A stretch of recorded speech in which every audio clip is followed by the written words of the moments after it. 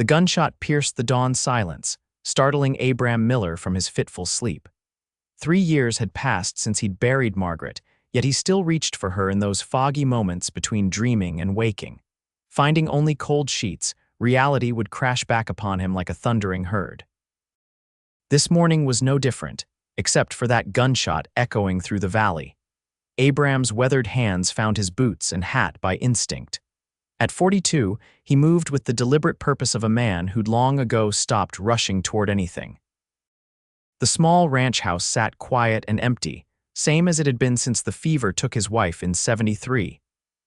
Outside, the Montana Territory sunrise painted the rolling hills golden, a beauty he barely noticed anymore. Probably just Jenkins hunting, he muttered to no one, trying to convince himself. But Jenkins was in Helena for supplies, and hunting season was weeks away. Another shot rang out, followed by what sounded like a scream, distant but unmistakable. Abram's mare Penny whinnied nervously in the corral as he saddled her with practiced efficiency. His Winchester rifle slid into its leather scabbard with a familiar weight. "Easy, girl," he soothed, though there was little gentleness left in his voice these days. "Let's go see what troubles found its way to our valley." They rode toward the eastern ridge, where the old stagecoach road curved down from the mountains. Penny's ears flicked forward, sensing her rider's tension. As they crested the hill, Abram spotted dust rising from the road below a wagon moving at dangerous speed, its driver hunched low. Behind it, 3 riders gave chase, guns drawn. Even at this distance, Abram recognized the Blackwell brothers, notorious for cattle rustling and worse. What poor soul had crossed their path this time? The wagon hit a rut, nearly overturning before righting itself. In that moment, Abram caught sight of the driver, a woman, her dark hair flying behind her like a flag. The decision came without thought. He nudged Penny into a gallop down the slope, cutting a path to intercept the chase. "Hiya," he shouted, pushing Penny faster as they thundered down the hillside. The woman in the wagon spotted him, her face a pale oval of fear, turning briefly toward him before focusing back on the treacherous road. Abram positioned himself between the pursuers and their quarry, raising his rifle in warning. The Blackwell brothers pulled their horses up short, dust billowing around them. "This ain't your business, Miller," shouted the eldest, Silas Blackwell, his face twisted with rage beneath his dirty hat. "Made it my business when you started shooting on my land," Abram called back, keeping his rifle steady.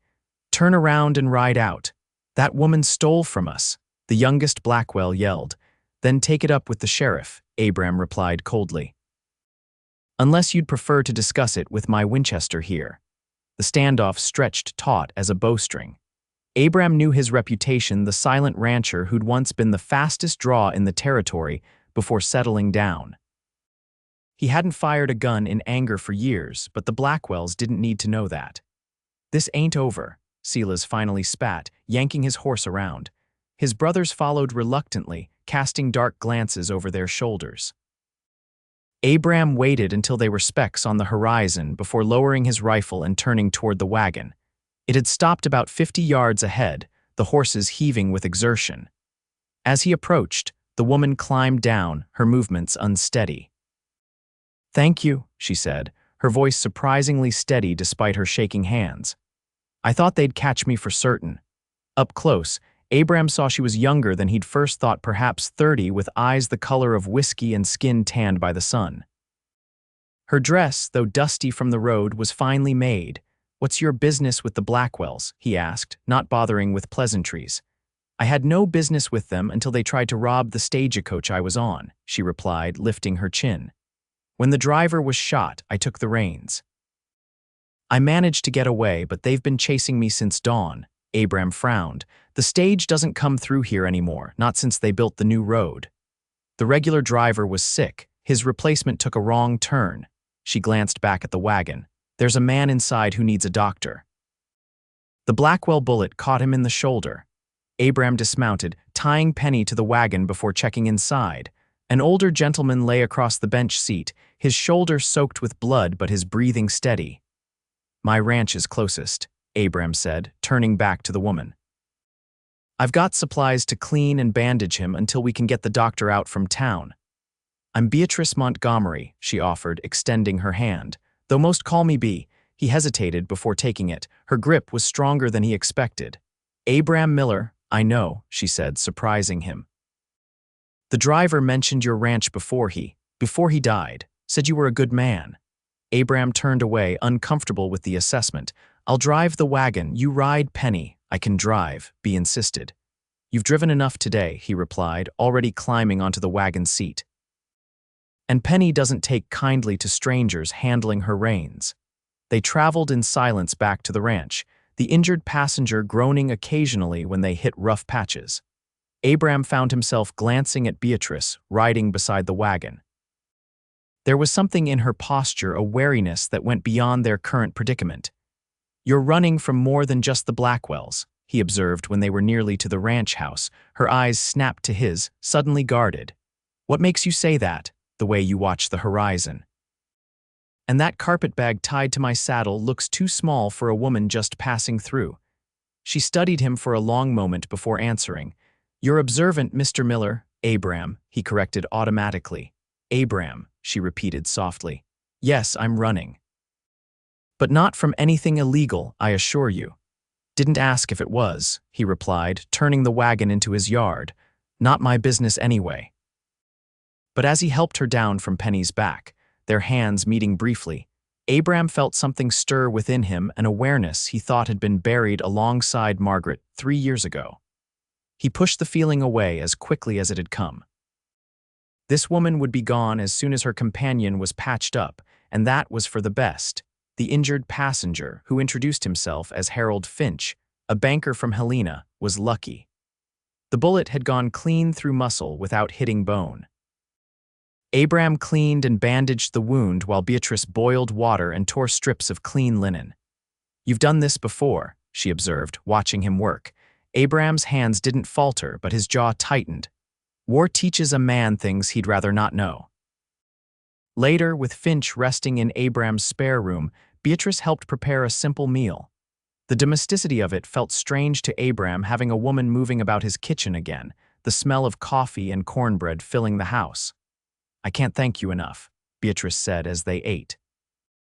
Both for saving us and for your hospitality.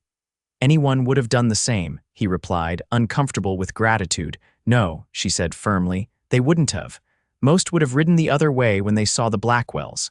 Abram shrugged, focusing on his plate. I'll ride into town tomorrow, fetch the doctor to check on Finch proper, and send word about the stagecoach driver. I should go with you, Beatrice said. I need to arrange transportation to California. The mention of her leaving shouldn't have caused the twinge Abram felt. California's a long way. I have family there, she explained, though something in her tone suggested otherwise. A fresh start. Running toward something or away from it, he asked before he could stop himself. Her eyes met his, unflinching. Both, I suppose. That night, Abram gave Beatrice his bedroom, insisting on taking the chair by the fire. Sleep eluded him as he listened to the unfamiliar sounds of others in his home. Finch's occasional pained murmurs, the creak of the bed as Beatrice settled. His house had been silent for so long that even these small disturbances felt enormous. Morning came with the realization that the Blackwells wouldn't simply ride away. Men like that nursed grudges. Abram saddled Penny at first light, intending to check his property borders before heading to town. He found Beatrice already outside, watching the sunrise from his porch. You're up early, he commented, leading Penny from the barn. I don't sleep much, she admitted. Her hair was loose around her shoulders, copper highlights catching the dawn light. Never have. I'll be back before midday, he told her, mounting up.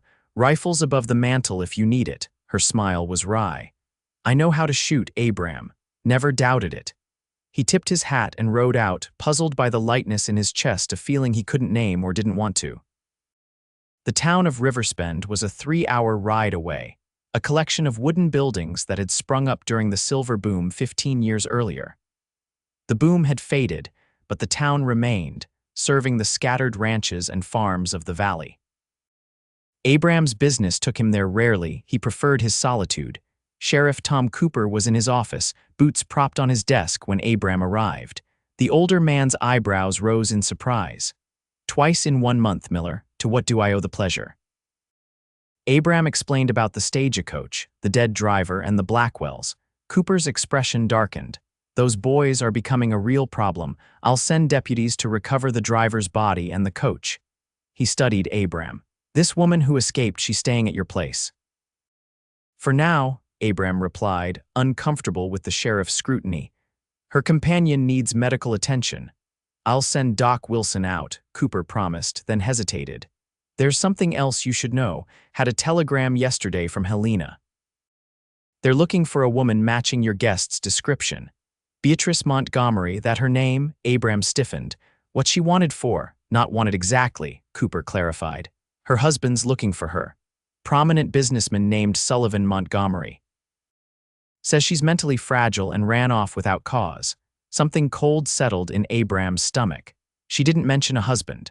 Well, according to him, they've been married 8 years. He's offering a sizable reward for information leading to her safe return. Cooper leaned forward. "You want my advice? Stay clear of other men's marital troubles. They have a way of getting messy." Abram nodded curtly, though his mind was churning. Beatrice hadn't struck him as mentally fragile in the slightest. And the way she'd handled herself during the chase spoke of determination, not instability.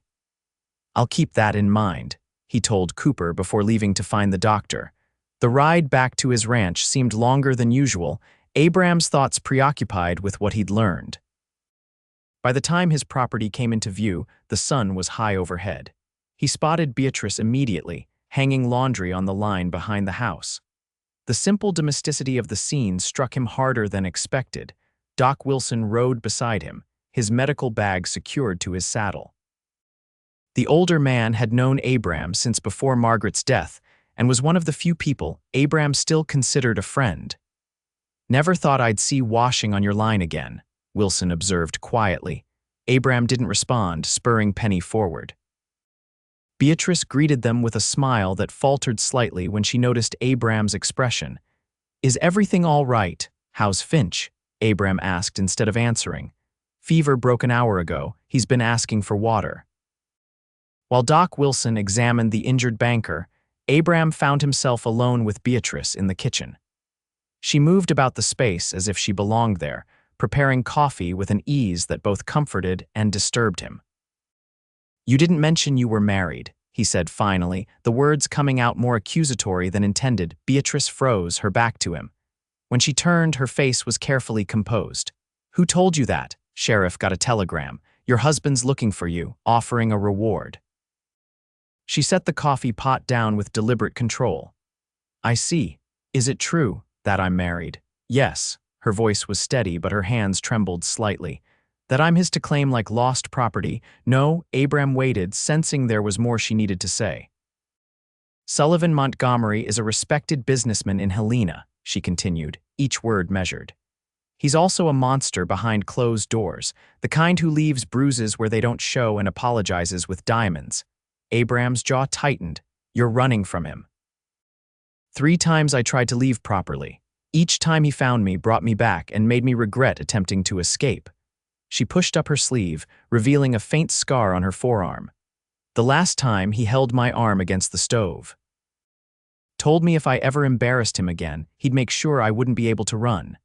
Anger flared hot in Abram's chest, an emotion he hadn't felt so strongly since the war. "The sheriff said you were mentally fragile." A bitter laugh escaped her. "Of course he did. That's Sullivan's favorite explanation when I misbehave. He's had doctors declare me hysterical, threatened to have me committed. No one questions a husband's authority over his wife, especially one as wealthy as Sullivan. This time is different. This time I planned better. Saved money slowly in small amounts he wouldn't notice. Waited until he left for a business trip to Bozeman." Her eyes met Abram's, fierce with determination. "I'm not going back, Abram. I'll die first." The conviction in her voice left no room for doubt. Abram nodded once. "All right." Her eyebrows rose in surprise. "All right, that's it. Not my place to tell a woman she has to stay with a man who hurts her," he replied simply. But you should know if he's offered a reward, others will be looking too, not just the sheriff. I know, she sighed. I hope to be farther west by now. California is a long way from Montana, even for Sullivan's reach. We'll figure something out, Abram promised, surprising himself with the we. It had been a long time since he'd considered himself part of any we. Doc Wilson emerged from the spare room, closing his bag. Your patient will live, though he'll need rest before traveling. Clean shot, good field dressing. He gave Abram an approving nod. You haven't lost your touch. After the doctor left, promising to return in a few days, Abram found Beatrice on the porch staring out at the mountains. Doc says Finch needs at least a week before he can travel, Abram told her. I shouldn't stay that long, she replied. Sullivan could arrive any day. My property runs for 2,000 acres. Nobody comes here without me knowing, Abram said. You're safe for now. She turned to him, studying his face. Why are you helping me? You don't know me. The question caught him off guard. Why was he helping her? Self-interest suggested turning her over to the sheriff, avoiding any entanglement in another man's marital affairs. Yet the thought never crossed his mind. I know enough, he finally answered. No, you didn't deserve what he did to you. Rest is details. Her smile was small but genuine. You're not what I expected, Abram Miller. How's that? When the stagecoach driver mentioned your name, he called you that hermit rancher who lost his wife, said you barely spoke 3 words together anymore. Abram's chest tightened at the description. Was that how people saw him now? A broken, silent man defined only by his loss. Driver talked too much, he muttered. Perhaps, she conceded. But I'm glad you found those 3 words for me yesterday. Turn around and ride, they made all the difference. That night, Abram dreamed of Margaret for the first time in months. Not of her illness or death, but of an earlier time her telling him to open his eyes, see what was in front of him. He woke confused, the dreams meaning elusive. The next few days settled into an unexpected rhythm. Beatrice, determined not to be merely a guest, took over much of the cooking and helped with chores around the ranch. Finch recovered slowly, spending most of his time sleeping or reading the few books Abram owned. Abram found himself talking more than he had in years. At first, it was just practical matters explaining where tools were kept or which fence needed mending. Gradually, their conversations expanded. He told her about his years in the war, his journey west afterward, meeting Margaret in a general store in Denver. Beatrice spoke of her childhood in St. Louis, her dreams of becoming a teacher before her father arranged her marriage to Sullivan. I was 19, she explained as they sat on the porch one evening. Sullivan was 36 and rich. My father had gambling debts. It seemed like the solution to everyone's problems. Except yours, Abram observed. The first year wasn't terrible, she continued, watching the sunset paint the mountains. He was controlling but not violent. That came later after I miscarried our first child. He said I'd failed him. After that, everything I did was wrong. Abram's hand tightened around his coffee cup. Some men don't deserve the women they have. Did Margaret think you deserved her? Beatrice asked gently. The question should have angered him, but instead it made him smile faintly. Margaret would say I had that backwards. She claimed I saved her from spinsterhood, but truth is she saved me from myself. After the war I was lost. She gave me direction again. You must miss her terribly. Every day, he admitted, but lately, it's different somehow. How so? He struggled to articulate the change. Before, missing her was all there was, filled everything up so there wasn't room for anything else. Now it's still there, but not so consuming. Beatrice nodded, understanding. Grief changes shape over time. It doesn't disappear, but it makes space for other things. Maybe, Abram conceded, though he wondered if the change had more to do with the woman beside him than with time's passage. On the 7th day after Beatrice's arrival, Abram rode out at dawn to check his cattle in the north pasture. He returned mid-afternoon to find her teaching Finch to play chess with a set she'd discovered in a trunk in the spare room. Margaret's, Abram explained when she looked up questioningly. Haven't seen that in years. I hope you don't mind, Beatrice said. Finch was getting restless. Don't mind, he assured her, surprised to find he meant it. The sight of Margaret's chess set in use again didn't bring the pain he'd expected. Who's winning? Miss Montgomery is quite ruthless, Finch complained good-naturedly. 3 games, 3 defeats. My father believed chess built character, Beatrice explained, though I suspect he just enjoyed beating me. That evening after supper, while Finch rested, Abram found himself facing Beatrice across the chessboard.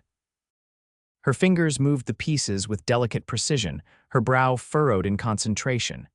He hadn't played since before Margaret's illness, but the strategies returned like old friends. "Your father taught you well," he commented after she captured his knight. "He taught me many things," she replied. "Some more useful than others. Chess helps with patience and forward thinking, useful traits when planning an escape." "How long did you plan?" "Nearly a year," she advanced a pawn. "I knew I'd only get one more chance if Sullivan caught me again." She didn't finish the thought. "He won't," Abram said with quiet certainty. She looked up, meeting his eyes. "You can't promise that, can?" he insisted. "Will," something shifted in her expression, vulnerability mixed with a tentative hope. "Why would you risk yourself for me?" "You've already done more than most would." The question hung between them, weighted with implications. Abram moved his bishop before answering. "After Margaret died, I stopped seeing a point to much of anything, kept the ranch running because it was easier than stopping, but it was just existing." He struggled to find the right words. "Then you arrived, running for your life but still standing tall, made me remember there are things worth fighting for." "And I'm one of those things?" she asked softly. "Your right to choose is," he clarified, though the distinction felt thin even to him. "No one should own another person's life." "Check," she said, moving her queen. Her eyes never left his face. "And thank you." Abram studied the board, seeing both the chess trap and the more complex situation developing between them. He moved his king out of danger. "Don't thank me yet." 2 days later, Sheriff Cooper rode onto Abram's property, accompanied by 2 deputies. Abram spotted them from the barn where he was mending tack and went to intercept them before they reached the house, where Beatrice was helping Finch prepare for departure the next day. "Sheriff," Abram greeted, keeping his tone neutral. "Problem?" Cooper dismounted, looking uncomfortable. "Might be. Sullivan Montgomery arrived in town yesterday. He's at the hotel now, insisting his wife is being kept here against her will." Abram's face hardened. "And you believed him?" "Didn't say I did," Cooper replied defensively. "But he's making a lot of noise, threatening to bring charges against you for abduction. Thought I'd better come out, see the situation for myself." "Mrs. Montgomery is here by choice," Abram stated firmly. "She's helping care for Finch until he's well enough to travel." "I need to hear that from her," Cooper insisted. Before Abram could respond, Beatrice emerged from the house, drawn by the arrival of riders. She walked toward them with calm dignity, though Abram could see tension in the set of her shoulders. "Sheriff Cooper," she acknowledged. "I assume my husband sent you." Cooper removed his hat. "Madam, Mr. Montgomery is concerned for your welfare." "I'm sure he pretends to be," she replied coolly. "Has he mentioned how I received this?" She pushed up her sleeve, revealing the burn scar. "Or these?" She turned slightly, pulling her collar aside to show faded bruises on her neck. The sheriff looked away, discomfort plain on his face. "Mrs. Montgomery, these are private matters between husband, and they ceased to be private when he nearly killed me," Beatrice interrupted, her voice steady despite the emotion behind her words. "I left of my own accord. Mr. Miller has kindly provided sanctuary while Mr. Finch recovers from his wound. I've remained here voluntarily." Cooper glanced between her and Abram. "Montgomery says you're unwell, that your judgment is impaired." "Of course he does," she replied bitterly. "It's convenient to label a woman hysterical when she refuses to be beaten anymore." One of the deputies shifted uncomfortably in his saddle. "Sheriff, maybe we should." "I'm not finished," Beatrice cut in. "I understand the law gives my husband certain rights over me, but I am leaving for California as soon as Mr. Finch is able to travel. If Sullivan wants to stop me, he'll have to do it himself." The challenge in her voice was unmistakable. Abram moved closer to her, a silent show of support. Cooper sighed heavily. "I can't stop him from coming out here, you understand." The law also says I have a right to defend my property and those under my protection," Abram interjected. "Montgomery sets foot on my land uninvited. He's trespassing." The implied threat hung in the air. Cooper studied Abram's face, perhaps remembering the younger man's reputation from before he'd settled down. "I'll tell him what you said," the sheriff finally offered. "But this isn't over, Abram. Men like Montgomery don't give up easily." "Neither do I," Abram replied. After the sheriff and his deputies rode away, Beatrice's composure faltered. She sank onto the porch steps, trembling slightly. "He'll come," she whispered. "Sullivan always comes." Abram sat beside her, careful to leave space between them. "Let him." She looked at him sharply. "You don't know what he's capable of. Might say the same about me," Abram replied evenly. "I won't have you hurt because of my problems," she insisted. "Not your choice to make." He held her gaze steadily. "Way I see it, a man who'd burn and choke his wife has already made himself my problem." Something unspoken passed between them in that moment, an understanding that transcended their brief acquaintance. Beatrice's hand found his, her fingers cool against his calloused palm. "I've spent 8 years with a man who saw me as property," she said quietly. "I won't let you risk your life out of some misplaced sense of obligation." "Not obligation," Abram corrected, the words difficult but necessary. "When you arrived, my house had been empty for 3 years, not just of people of purpose. You brought both back." Her eyes widened. "Abram, not saying you owe me anything for it," he added quickly. "Just explaining why this matters to me." That night, Abram made preparations. He cleaned his rifles and pistol, checked his ammunition, and walked the perimeter of his immediate property, considering defensive positions. If Sullivan Montgomery came when he came, Abram wanted no surprises. Finch, now well enough to move about the house, watched these preparations with concern. "You're expecting trouble," he observed as Abram returned from the barn. "Hoping to prevent it," Abram corrected, "but preparing in case." Mrs. Montgomery's husband, Abram nodded. Finch hesitated. "I've heard of Sullivan Montgomery. His bank handles transactions for my company. He has connections, powerful ones." "Out here, connections don't matter much," Abram replied. "Just a man's aim and his resolve." "Perhaps," Finch conceded. "But I wonder if you've considered the lady's wishes in all this. She seems determined to continue to California." The question struck deeper than Finch likely intended. Had Abram considered what Beatrice truly wanted? Or was he imposing his own desire to protect her, to keep her near? Her choice to make, Abram said finally. "Always has been. I'm just making sure she gets to make it freely." Sullivan Montgomery arrived the next morning. Abram spotted the approaching riders from the corral, 5 men on horseback, Montgomery presumably among them. He called to Beatrice, who was hanging laundry. "Company coming," he said simply. "Take Finch to the back room, bar the door." She paled but nodded, hurrying to help the banker inside. Abram retrieved his rifle from beside the porch and positioned himself in front of the house, waiting. The riders approached slowly, dust rising behind them in the clear morning air. They stopped about 20 yards from where Abram stood, sizing up the situation. The man in front was expensively dressed, his horse a fine thoroughbred that looked out of place on the rough ranch land.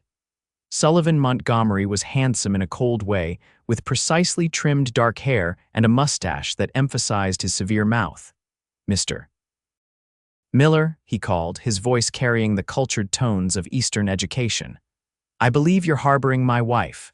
"Mrs. Montgomery is here of her own free will," Abram replied, keeping his rifle visible but pointed downward. "She's made her wishes clear to the sheriff." Montgomery's smile didn't reach his eyes. "My wife suffers from delusions, I'm afraid. Her condition makes her say and do regrettable things. I've brought a doctor's certificate attesting to her mental fragility." "Seen her scars," Abram countered. "Those aren't delusions." The smile vanished. "What happens between a man and his wife is private business." "Not when it becomes my business," Abram said firmly. "You're trespassing, Montgomery. Turn around and leave my property." One of Montgomery's companions, a heavy-set man with a scar across his cheek, shifted impatiently. "This is taking too long, Sullivan. Let's just take her and be done with it." Montgomery raised a hand to silence him. "Mr. Miller, I'm a reasonable man. I understand my wife may have misrepresented our situation.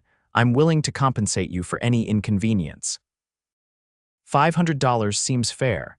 He reached into his coat, producing an envelope. Not for sale, Abram replied coldly. Neither is she. Everyone has a price, Montgomery insisted. 1,000 then.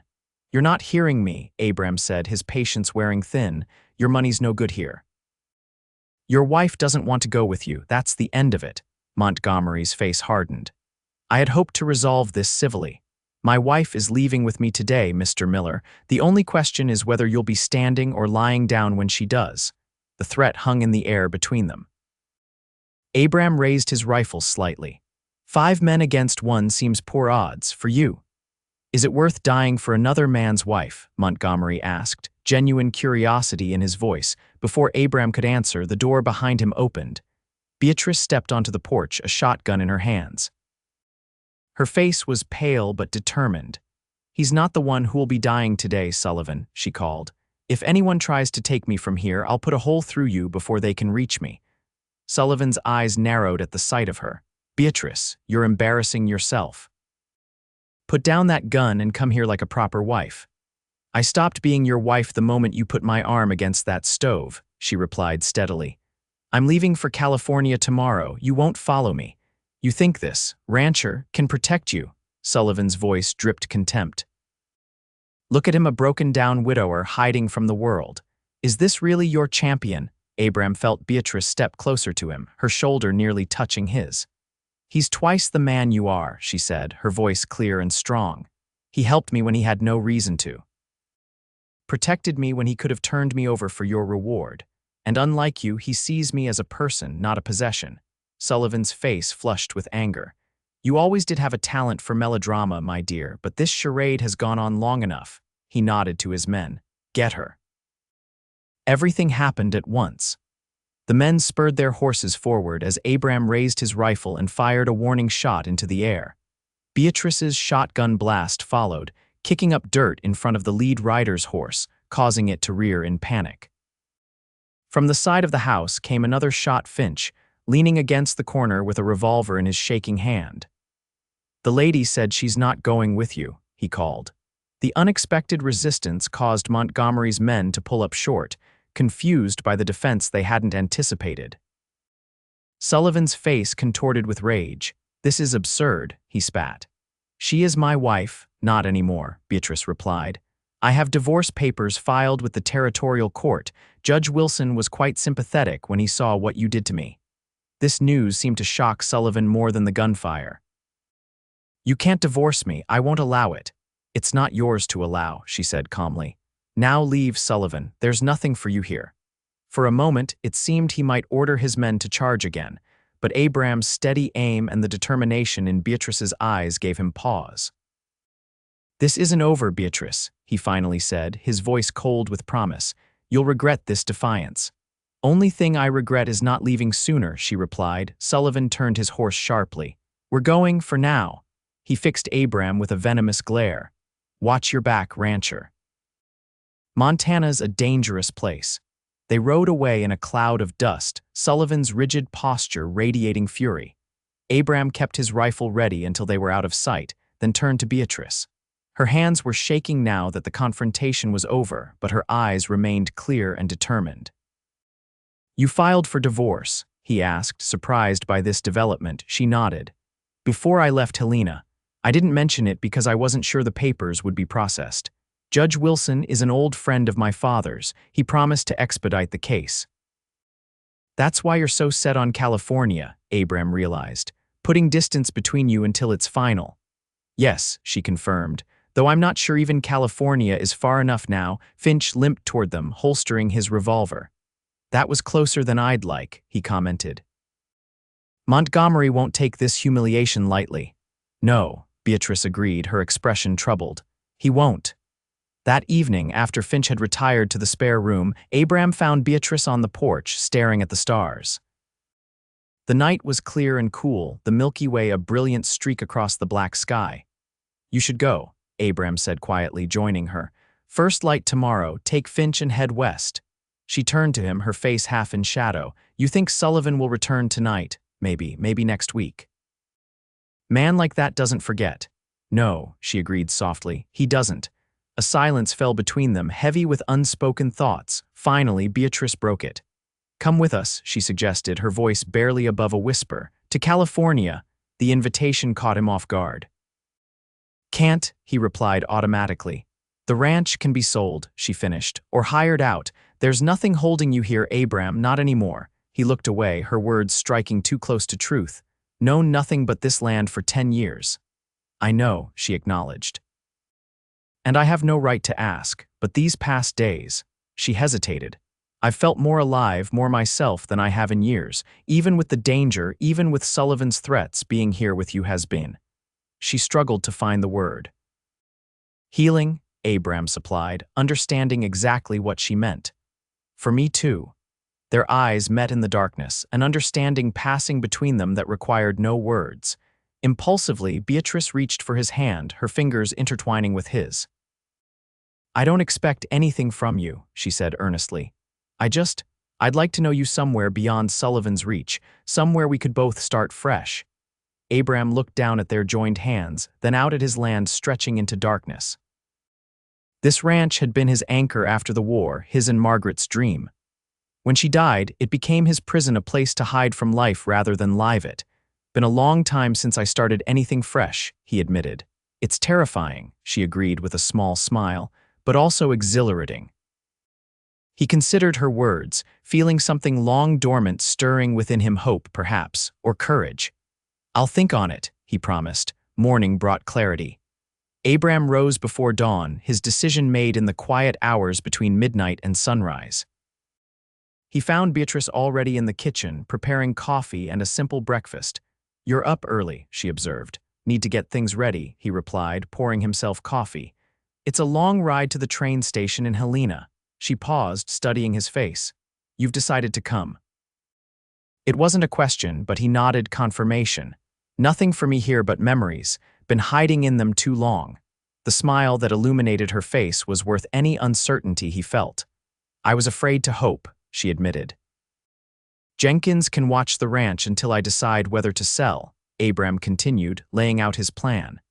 We'll take the northern route to avoid Sullivan. Should reach Helena by nightfall if we push hard. And then California, she said, a note of wonder in her voice. And then California, he agreed. Unless you've changed your mind about wanting company. Her answer was to step forward and place her hand against his cheek, a gesture so gentle it nearly undid him. I haven't changed my mind, Abram Miller, not about that. They prepared quickly after breakfast. Abram packed essentials clothes, his father's pocket watch, Margaret's wedding ring, and the photograph of her that had sat beside his bed for years. He considered leaving the picture behind but ultimately tucked it into his bag. The past traveled with you no matter what you left behind. Finch was delighted by the change in plans. I've been trying to convince Mrs. Montgomery she needed an escort all the way to San Francisco, he explained. This is far better. By mid-morning they were ready to depart. Abram had saddled Penny for himself, another horse for Beatrice, and prepared the wagon for Finch, who was still too weak to ride comfortably for long distances. As they were loading the last supplies, hoofbeats sounded from the road. Abram reached for his rifle instinctively, but it was only Sheriff Cooper riding alone toward the house. The lawman looked tired, as if he hadn't slept. Leaving? Cooper asked, noting their preparations. Heading west, Abram confirmed cautiously. Problem with that. Cooper dismounted with a sigh. Just wanted to warn you, Montgomery left town yesterday, but not before hiring every gun hand he could find. Word is he's planning something. He glanced at Beatrice. The man's obsessed, madam, dangerous. We know, she replied. That's why we're leaving. Smart move, Cooper approved. But you should know he's got men watching the main roads to Helena and the train station. Abram frowned. How many? At least 6 that I know of, probably more. That changes things, Abram muttered, reconsidering their route. We'll have to take the mountain pass. Longer but less chance of an ambush, Cooper nodded. I'd offer an escort, but you've done enough by warning us, Beatrice interrupted. Thank you, Sheriff. After Cooper departed, they adjusted their plans. The mountain pass would add at least a day to their journey, but it offered better cover and fewer places for Montgomery's men to lay in wait. They set out before noon, Abram leading the way with Beatrice beside him and Finch following in the wagon. The first few hours passed uneventfully as they traveled through the familiar territory of Abram's ranch and neighboring properties. As they began to climb into the foothills, Abram found himself watching Beatrice, admiring her straight back and confident handling of her mount. She rode like someone born to it, another surprise from a woman who continually defied expectations. "You ride well," he commented during a brief rest to water the horses. "My father insisted," she explained, stretching her back. Said no daughter of his would bounce in the saddle like a sack of flour. "Strict man." "Very," she confirmed, "but fair in his way. He wanted me educated when most girls weren't, taught me to shoot, ride, manage accounts." Her expression softened with memory. "He would have hated Sullivan if he'd lived to see what became of our marriage." "Why'd he arrange it then?" "Desperation," she said simply. "Gambling debts to dangerous men. Sullivan offered to clear them in exchange for my hand." She smiled ruefully. "Father died 3 months after the wedding, never knowing what he'd condemned me to." "Not your fault," Abram said firmly. "Or his. Montgomery hid his true nature." "Men like Sullivan always do," she agreed, "until they have what they want legally bound to them."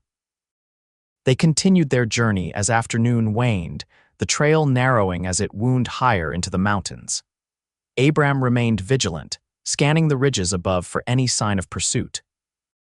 The pass was treacherous in places, forcing them to dismount and lead the horses carefully around sharp bends and across rocky terrain. By dusk, they'd made good progress, but were still a day's ride from Helena. Abram found a sheltered clearing beside a small stream defensible and hidden from the main trail.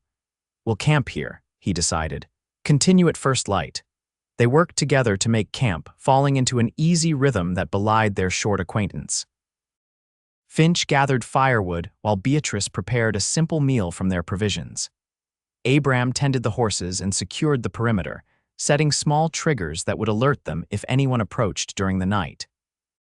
As darkness fell, they sat around the small fire, eating in companionable silence. The stars emerged overhead, brilliant in the clear mountain air. Finch eventually retired to his bedroll, leaving Abram and Beatrice alone by the dying embers. "It's beautiful here," she observed, looking up at the night sky. "I'll miss Montana's stars." "California has stars too," Abram replied. "Not like these," she insisted. "Everything's different in the mountains, clearer somehow." He studied her profile in the firelight, struck again by the strength in her delicate features. "Why California?" he asked. "Could go anywhere." She considered the question. "My mother had a cousin in San Francisco. I wrote to her last year and she offered a place to stay until I found my footing." It seemed far enough from Sullivan's influence. She turned to him. "But truthfully, I chose it because it was as far as I could imagine going, the edge of the continent." "Running to the edge of the map," Abram mused. "Yes," she agreed. "But now?" "Now I'm not sure if I'm running away or toward something." Her eyes met his. "Maybe both." The moment stretched between them, charged with possibility. Abram found himself wanting to reach for her hand again, but hesitated, uncertain of his right to such intimacy. "What will you do there?" He asked instead. "In California, teach, perhaps," she replied. "I have enough education for it, or write. I've always kept journals." She smiled slightly. "What about you? What does Abram Miller plan to do at the edge of the continent?" He hadn't thought that far ahead. "Don't know," he admitted. "Been a rancher so long, not sure I remember how to be anything else." "You could ranch in California," she suggested. "Or try something entirely new. That's the beauty of a fresh start." "Might be too old for starting fresh," he said, half joking. Beatrice's expression grew serious. "You're not old, Abram, just..." paused, like a clock that stopped at a particular hour. The observation was so accurate it unsettled him. He had stopped the moment the doctor told him Margaret wouldn't survive the fever. Everything after had been mere existence, going through motions without purpose. "Maybe time to wind the clock again," he conceded quietly. Her smile was worth the vulnerability of the admission. "I think so too." Morning brought heavy fog that shrouded the mountains in ghostly white. They broke camp quickly, eager to reach Helena by nightfall. The trail grew steeper and more treacherous as they ascended toward the pass, forcing them to move slowly and with great care. By mid-morning, the fog had burned away, revealing spectacular views of the valley below. They paused at the highest point of the pass, allowing the horses to rest before beginning the descent toward Helena. "We should reach town by sunset if we keep this pace," Abram estimated, scanning the trail ahead. Finch, looking stronger after a night's rest, nodded agreement. "The evening train to Butte departs at 8. We can connect to the westbound line there." As they prepared to continue, a sound echoed through the mountains, the distant crack of a rifle. Abram reacted instantly, pushing Beatrice toward cover behind a large boulder. "Stay down," he ordered, drawing his own rifle as another shot splintered bark from a tree near where they'd been standing.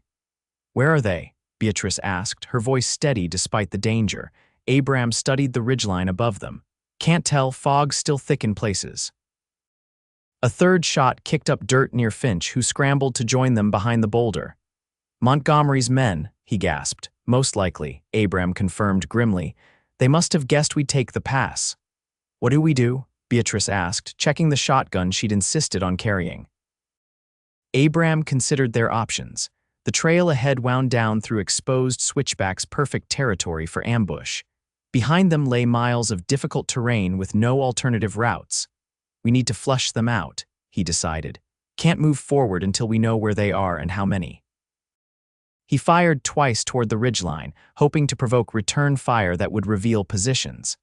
The strategy worked. 3 rifles answered from different locations above the trail. 3 shooters, Abram noted, spread out along the ridge. "We're pinned down," Finch observed nervously. "For now," Abram agreed, "but they can't stay up there forever, and neither can we." Beatrice's expression was resolute. "I won't go back to Sullivan." "Won't have to," Abram promised. "We just need to outlast them or find another way down." They settled in for a siege, using the boulder for cover while watching for any movement above. The standoff continued through the morning. Occasional shots exchanged, but no clear advantage gained by either side. By early afternoon, Abram's patience was wearing thin. They needed to move before nightfall made the treacherous trail even more dangerous. An idea formed, risky but potentially effective. "Finch," he said quietly, "how steady is your aim?" The banker looked surprised. "Fair, I suppose. I was in the militia during the war, though I saw little action." "Good enough," Abram decided.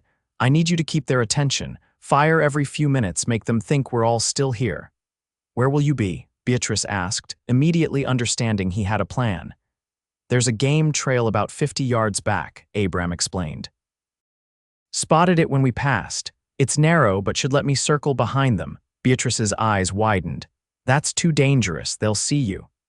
"Not if you and Finch keep them looking this way," Abram insisted. "I'll signal when I'm in position. 3 quick shots. When you hear that, move to the wagon and be ready to ride hard." She gripped his arm. "Abram, no, there has to be another way." "There isn't," he said gently. "We can't stay here and we can't go forward with them waiting." "Then I'll go with you," she offered. He shook his head. "Need you here." Finch can't manage alone if they rush the position. The logic was sound, but her expression remained troubled. "Promise me you'll be careful." "Always am," he assured her, checking his ammunition. "Keep your head down, this'll be over soon." Slipping away required precise timing. Abram waited until the shooters on the ridge had just fired, then used the seconds before they could reload to dash from cover to a cluster of pines. From there, he made his way back to the narrow game trail he'd noticed earlier. The path was barely visible, more suited to deer than men, but it curved up toward the ridge where their attackers were positioned. Abram moved as quickly as he dared, aware that any misstep could send him plummeting down the steep mountainside. Occasional shots echoed through the mountains as Finch maintained the illusion that all 3 travelers remained behind the boulder. The sound helped mask Abram's approach as he neared the ridge. He reached the top winded but alert, crouching low as he surveyed the situation. 3 men were spread along the ridgeline about 20 yards apart, each focused on the trail below where they believed their quarry remained trapped. They were rough-looking men, hired guns, rather than Montgomery's personal companions from the previous confrontation. Abram positioned himself behind the nearest shooter, a bearded man in a worn buckskin jacket.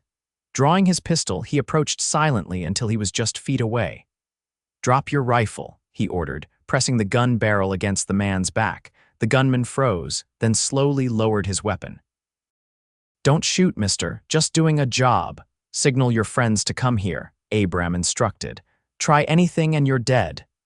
The man reluctantly waved to his companions, who looked over in confusion.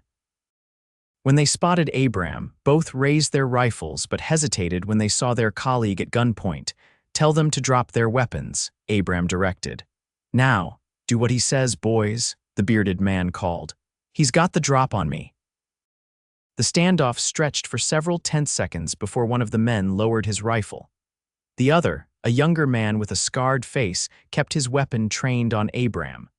"Montgomery's paying good money," Scarface called. "Double if we bring the woman back alive." "You really want to die for her, old man?" "Not planning on dying today," Abram replied evenly. "Put down the gun and you won't either." "Jacob, do what he says," the bearded man pleaded. "This ain't worth dying over." "Shut up, Hank," Scarface Jacob snapped. "You always were yellow." Abram kept his aim steady. Last chance. Jacob's finger tightened on the trigger. Abram fired first, his shot catching the younger man in the shoulder. Jacob cried out, his rifle discharging harmlessly into the air as he fell. "Anyone else feeling brave?" Abram asked the remaining men. Both shook their heads. "We're done," the one who'd already lowered his weapon assured him. "Just hired guns, no personal stake in this." "Good," Abram said. "Now toss those rifles over the edge, all of them." After they complied, Abram fired 3 quick shots into the air, the signal to Beatrice and Finch. Then he addressed the hired guns. "Start walking. Back to town. Tell Montgomery it's over." "He won't stop," Hank warned, clutching his arm where Abram had grazed him. "Not till he gets her back." "Then he'll be disappointed," Abram replied coldly. "Now go, before I change my mind about letting you leave." The men didn't need to be told twice. They scrambled down the trail toward Helena, supporting their wounded companion between them. Abram watched until they were out of sight, then made his way back down to rejoin Beatrice and Finch. He found them loading the last of their supplies into the wagon, Beatrice's face lighting with relief when she spotted him. "You're all right," she breathed, resisting the impulse to rush to him. "Told you I would be," he replied with a small smile. "Road should be clear now. We need to move quickly before Montgomery sends more men." They continued their journey, pushing the horses as fast as the treacherous trail allowed. By late afternoon, they reached the outskirts of Helena, the town sprawling below them in the valley. "We should avoid the main roads," Finch suggested. "If Montgomery has men watching the station, they'll be looking for us." Abram nodded agreement. "Know a place we can lay low until the train departs. Old army friend runs a livery on the edge of town." They skirted the busier streets, approaching Helena from the north instead of the east, where the main road entered town. Abram's friend, Daniel Howell, received them with few questions, offering the loft above his stable as a hiding place. "Train leaves in 3 hours," he informed them after returning from scouting the station. "Montgomery's got 2 men watching the platforms, but they look half asleep already." "We'll need to board at the last minute," Abram decided. "Less chance of being spotted that way." As darkness fell, they prepared for the final stage of their escape. Beatrice changed into a plain dress Daniel's wife provided, tucking her distinctive copper hair under a modest bonnet. Abram trimmed his beard and borrowed a town coat that made him look more like a businessman than a rancher. "Will it work?" Beatrice asked nervously as she adjusted her disguise. "Long enough to get on that train," Abram assured her. "After that, we'll be beyond Montgomery's reach." Finch, looking more like his banker self again in clean clothes, checked his pocket watch. Almost time. They approached the station cautiously, Finch going ahead to purchase tickets while Abram and Beatrice waited in the shadows across the street. As Daniel had reported, 2 men loitered near the platforms, scanning arriving passengers with obvious boredom. The westbound train arrived precisely at 8, belching steam and smoke as it ground to a halt. Passengers began disembarking and boarding amid the usual bustle of a departure. "Now," Abram murmured, taking Beatrice's arm. "Walk normally. We're just another couple catching the train." They crossed the street and merged with the crowd moving toward the platforms.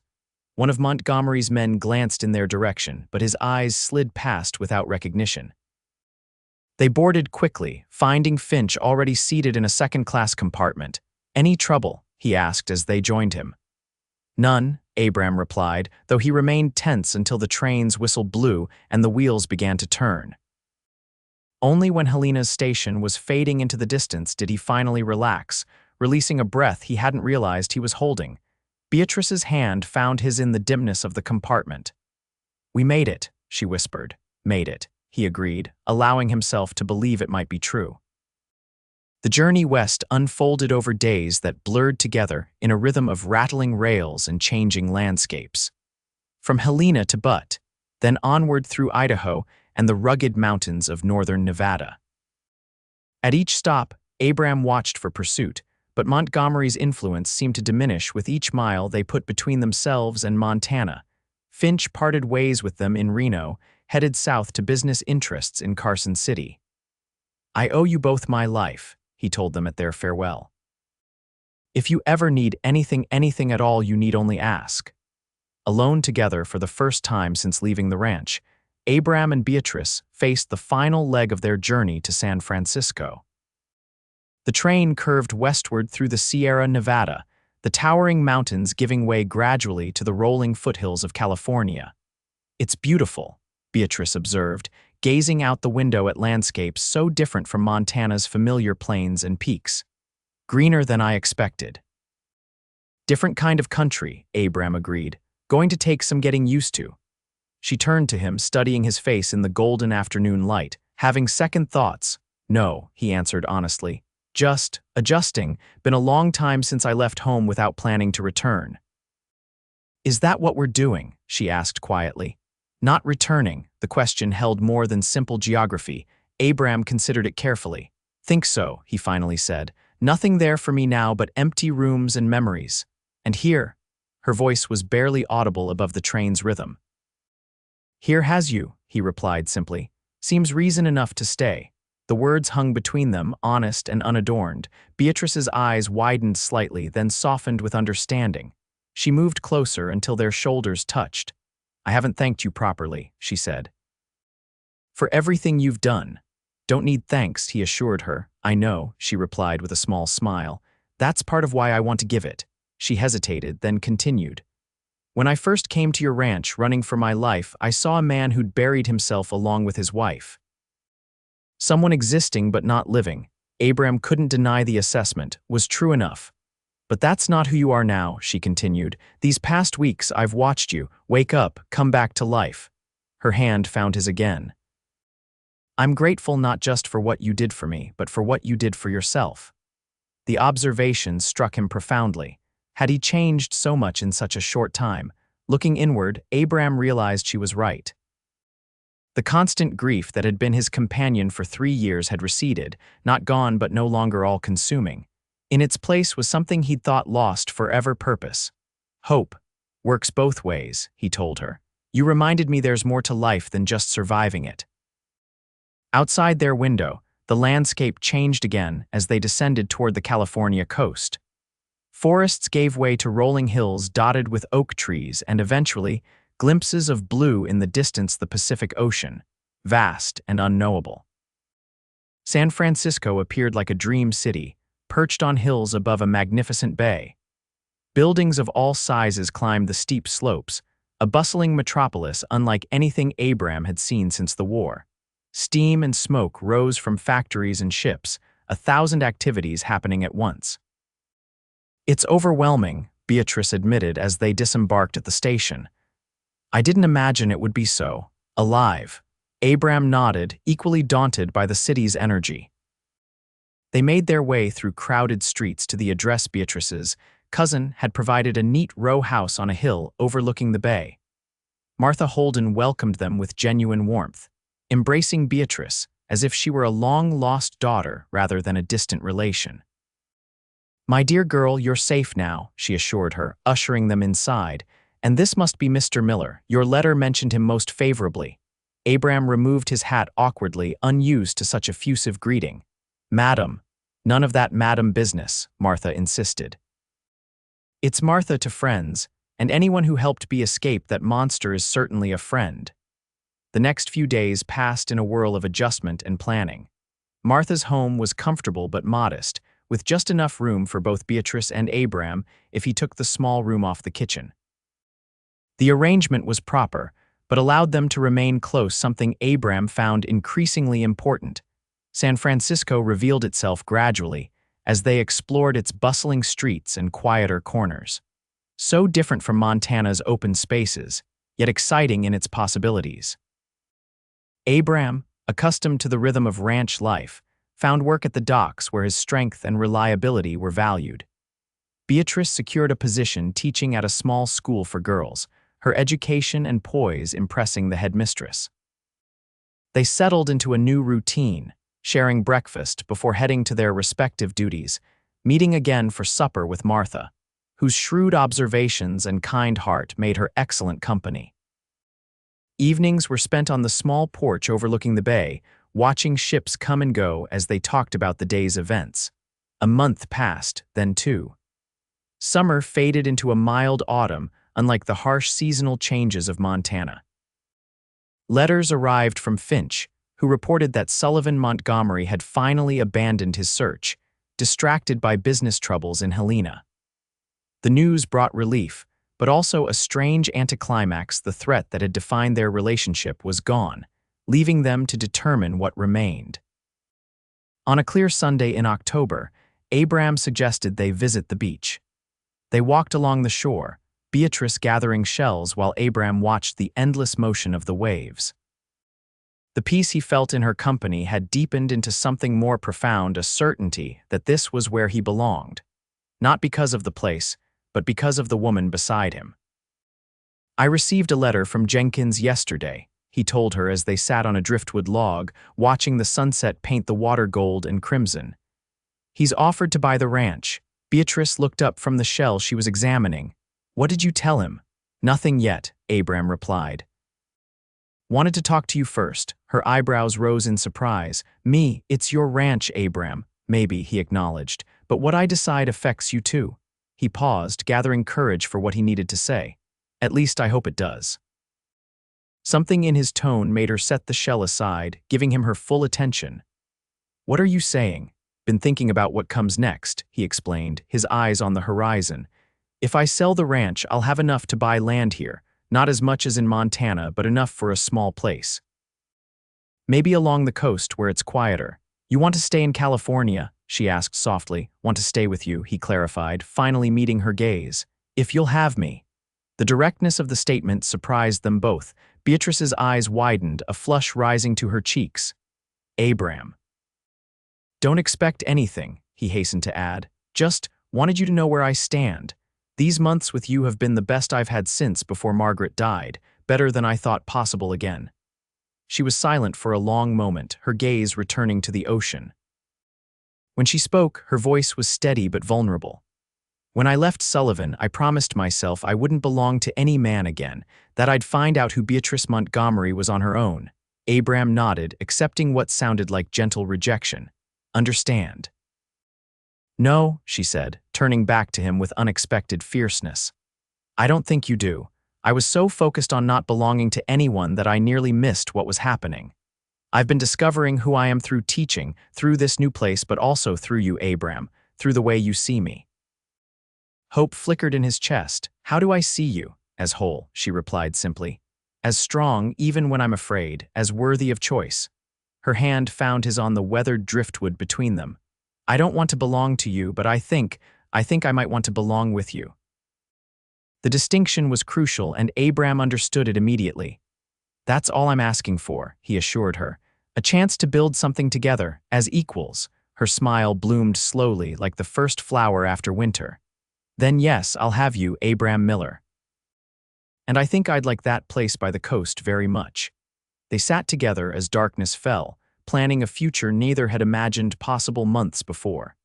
Abram spoke of building a house with his own hands, as he had in Montana, but with wide windows to catch the sea breeze. Beatrice described gardens she would plant, students she could teach in a rural schoolhouse. As stars appeared above the darkening ocean, Abram found himself telling her about Margaret not with the raw grief that had colored his memories for years, but with a gentle fondness that acknowledged both the pain of loss and the blessing of having loved. "She would have liked you," he said, surprising himself with the certainty of it. "Always told me I was too stubborn for my own good, would have been glad someone finally set me straight." Beatrice leaned against his shoulder, comfortable in the growing chill. "I wish I could have known her." "In a way, you know part of her," Abram reflected. "She helped make me who I am, for better or worse." "Mostly better, I think," Beatrice replied with a smile in her voice. They walked back to Martha's house hand in hand, their shadows merging in the lamplight of San Francisco's hills. The city hummed around them, full of stories and possibilities, but Abram's focus had narrowed to the woman beside him and the future they might share. 2 months later, with winter rains freshening the California hills to vibrant green, Abram stood on a bluff overlooking a small cove 30 miles south of San Francisco.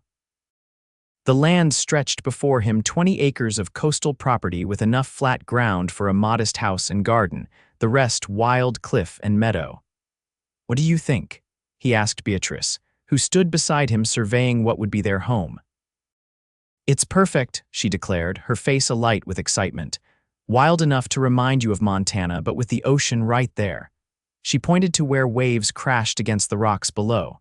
"Can we really afford it?" Jenkins' offer for the ranch came through last week, Abram confirmed. "More than enough for this land and building materials, with plenty left over." The sale of his Montana property had been finalized by telegram, the ranch passing to his neighbor's capable hands. Abram had felt a moment of regret at signing away 10 years of his life, but it passed quickly. The future before him held more promise than the past behind. They married the following spring in Martha's garden, a simple ceremony with only a few guests: Martha herself, Finch, who had traveled from Nevada for the occasion, and some friends from Beatrice's school. The judge who performed the ceremony smiled broadly as he pronounced them husband and wife, perhaps noting the unusual joy radiating from the couple who had both known darker marriages before. "Mrs.